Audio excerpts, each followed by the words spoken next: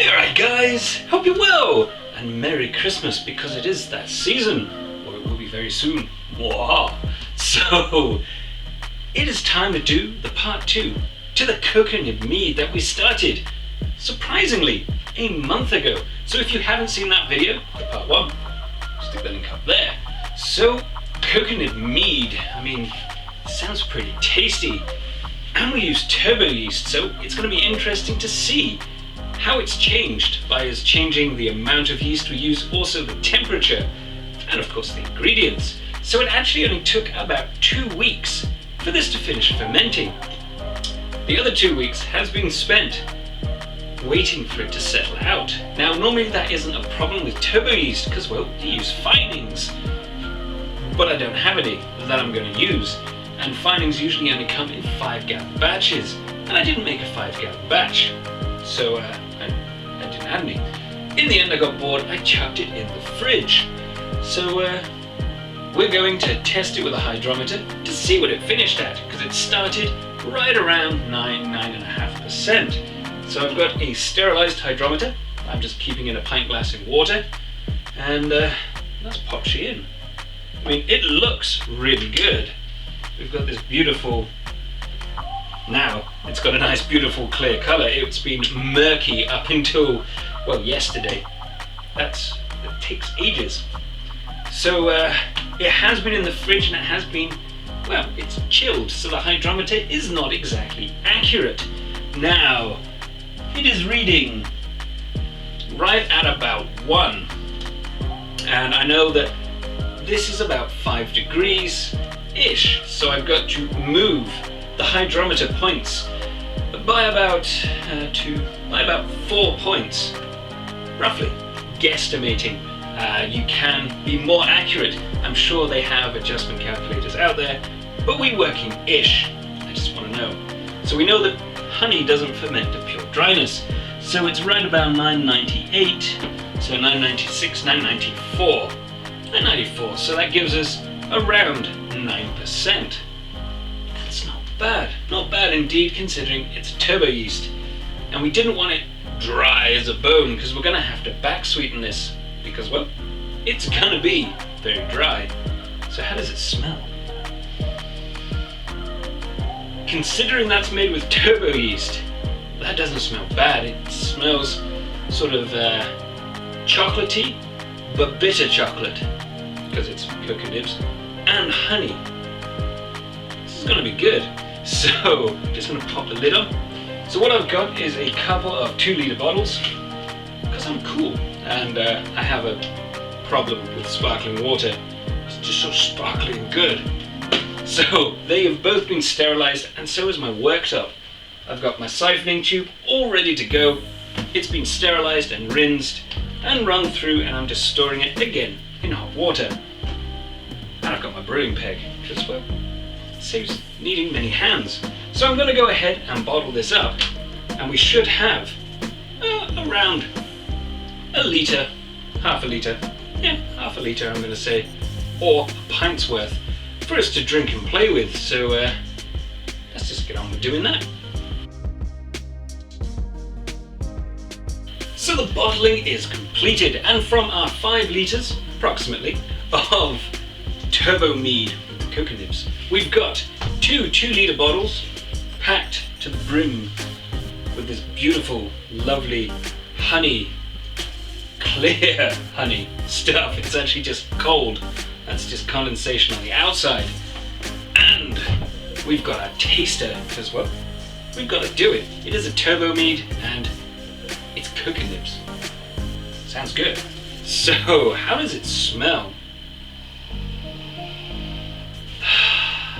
It's got a kind of, it's not chocolate and it's not sweet, but it is chocolate and it is sweet. That is a very weird smell, but nice. It doesn't have that turbo yeast stench. That's the only way I can describe it. Turbo yeast has this kind of funky flavor, but this doesn't have that smell. The cocoa nibs, it's kind of giving it a almost chocolatey, but not chocolatey because it's not sweet. Cheers.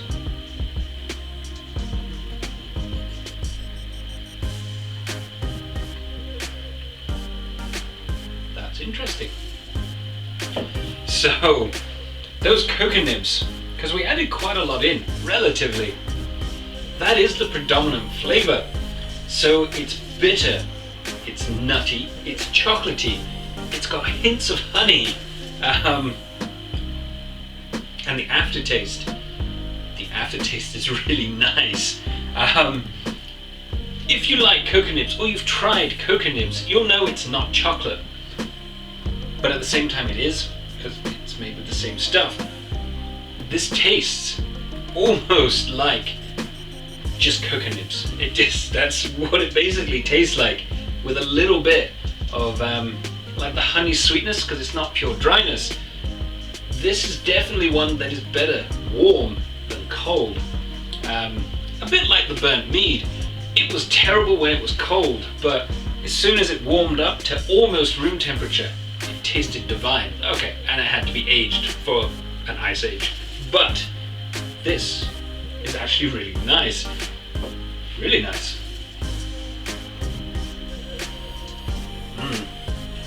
If you like cocoa nibs, this is definitely one for you. Let's add in another 2. Going nutty.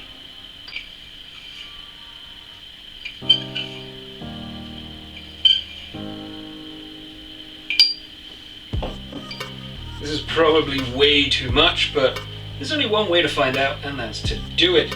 And as long as I don't do it to this stuff, I don't mind. Cheers.